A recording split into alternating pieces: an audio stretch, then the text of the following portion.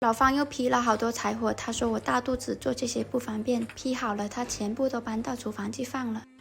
没有谁家的冰箱比我家的还要脏了吧？这个冰箱的话，这些边边都发霉了，每次亲戚朋友来都不敢打开，一打开的话，给人的感觉好像从来都没有清理过。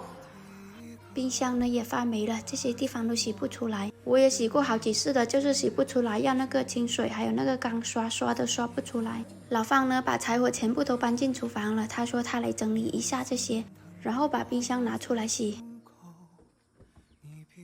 把冰箱的胶条全部都拆下来，这些胶条呢全部都发霉了，太难看了。等一下拿秘密神器给它清洗，看一下到底能不能洗得出来吧。这些胶条呢发霉了，长小黑点了，又黄的那种，看起来太恶心了。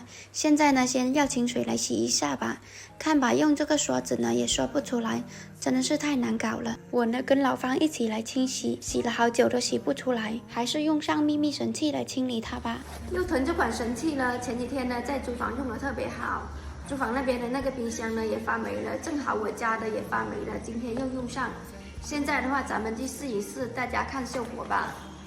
还送了2个刷子哦，除印高达99%，现在就来使用吧。老方说让我在一边休息，看着他来弄，哪里发霉哪里发网就往哪个地方涂上去，等3到9个小时后就可以清洗了。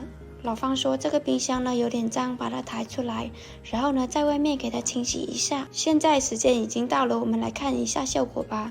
哇塞，我的天呐，真的好干净啊！一用抹布擦就能擦得出来干干净净了。这个跟刚才的对比的话，真的是天差地别呀，干干净净了，肉眼都能看得出来了。